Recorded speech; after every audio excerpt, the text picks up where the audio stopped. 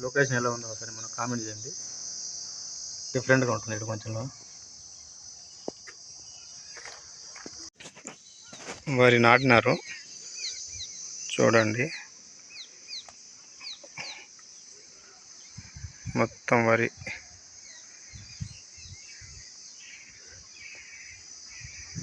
ఇదంతా వరి. అక్కడక్కడ వచ్చేసి పశువులకు వచ్చి గడ్డి కూడా పెంచుతున్నారు ఆడ.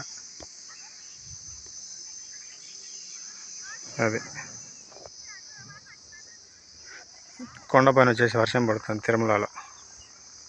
అది అక్కడ కరెక్ట్గా అది తిరుమలలో వర్షం పడుతుంది ఇప్పుడు.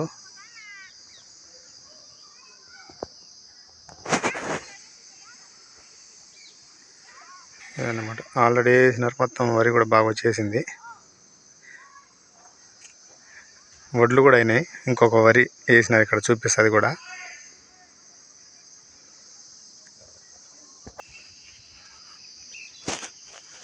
అంతా విలేజ్ వాతావరణం, ఇదంతా పల్లెటూరు.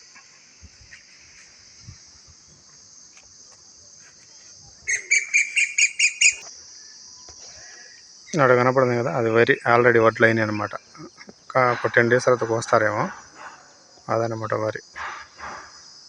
ఇదేమో నాటినారు ఈ మధ్యలో. అది వచ్చేసి కోయడానికి రెడీ అయిపోతుంది వరి.